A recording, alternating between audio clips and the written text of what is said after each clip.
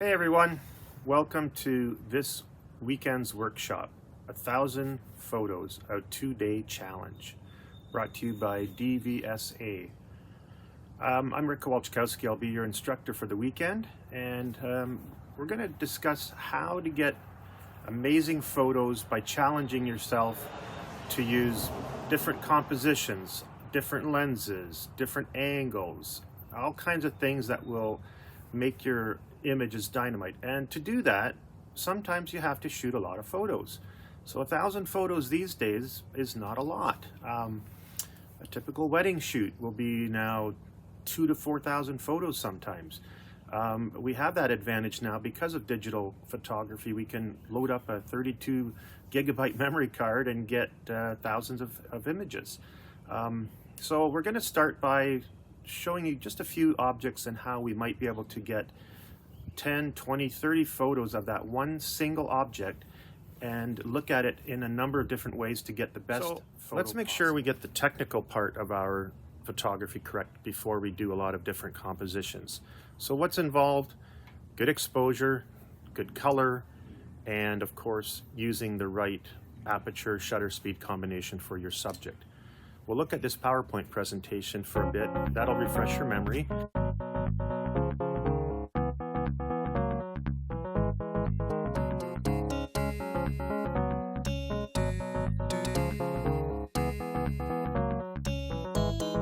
You may have some questions, so we'll do a question and answer period, of course, probably every hour or so that you're viewing. But part of the workshop is you going out and shooting, bringing back some images. We'll go through a few images with each of the workshoppers, a little bit of suggestions, critique, compliments, of course, because they're going to be awesome photos, hopefully.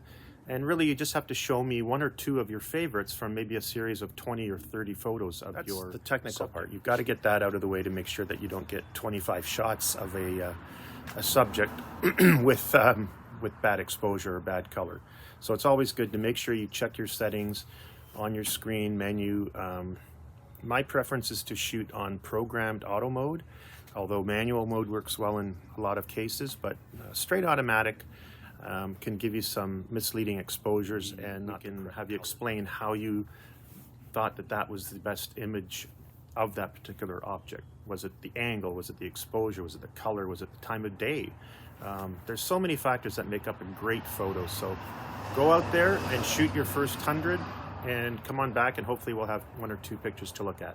Thanks. Welcome back, everybody. We're just showing you how to shoot possibly one of your images with a different lens. In this case, it's a 100 to 600 millimeter zoom. Now, it's nothing fancy. I bought this lens used on Kijiji Marketplace for $100. It's a good lens. It fits on my Sony with an adapter. And people don't realize that you can put old lenses on different cameras with adapters, so you don't have to spend a fortune. This lens in the Nikon or Sony lineup would be thousands of dollars. We're going to try to do a setup where we're going to look at an old gas and oil lubester, which is in the background here. So I'm going to switch the camera around, and of course I'm using a tripod to get it, but there's our subject right there. You can sort of see it has an old Shell gas can on it, and I collect all this stuff, as I said, so I've got lots of interesting stuff around that I can photograph, and I'm hoping that some of you workshoppers might take pictures of your collection, whether it's Royal Dalton or old clocks, watches, you name it. There's all kinds of stuff you can shoot indoors if the weather's not great.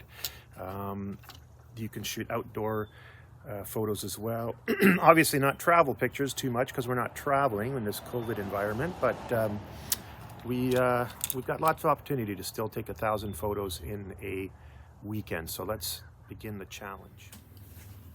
Well, I've got this great old gas pump over here at my shop, and I'm kind of a collector of old automotive memorabilia, nostalgia, and this can give you an example of something rustic and old that can be photographed close up, a wide angle shot of the old garage maybe that this gas pump might be in front of, I should say, and things like that. So you can go to a wrecking yard, for example. There's one in Rockwood, Ontario that's terrific. It's called McLean's Auto Recycling. and I believe it's still around. I haven't been there in a few years, but there's some beautiful old cars and wrecks there that, you know, lend themselves to fantastic photos. You could spend 10 minutes just taking a picture of a spider on a spider web in one of the old cars. It's amazing there. But just to give you an idea, we're gonna have a look at this old gas pump here. And you know, you could take your camera and look at it up close with the macro lens and get some of the details in the rust and the, you know, the patterns of aging, commonly known as patina. So that's one area that you could spend some time with using, you know, your camera with a regular zoom lens, a macro lens. There's just so many combinations. You could probably take 100 shots of this gas pump alone. And that's kind of what we're trying to do in this workshop, is introduce you to some new, interesting ways to photograph the same subject, not just take 2 or 3 shots and get back and go, oh, you know, I should have maybe tried a different angle, or just had some fun with it, right? That's the whole idea of photography, is to have fun, play with the camera, maybe some accessory lenses you've got. You know, let's take a look at something else you can do with a long telephoto lens, for example. Hey everyone, welcome to this weekend's workshop, 1,000 photos, a 2-day challenge, brought to you by DVSA. I'm Rick Kowalczkowski. I'll be your instructor for the weekend, and we're going to discuss how to get amazing photos by challenging yourself to use different compositions, different lenses, different angles, all kinds of things that will make your images dynamite. And to do that, sometimes you have to shoot a lot of photos. So 1,000 photos these days is not a lot. A typical wedding shoot will be now 2,000 to 4,000 photos sometimes. We have that advantage now because of digital photography. We can load up a 32 gigabyte memory card and get thousands of images.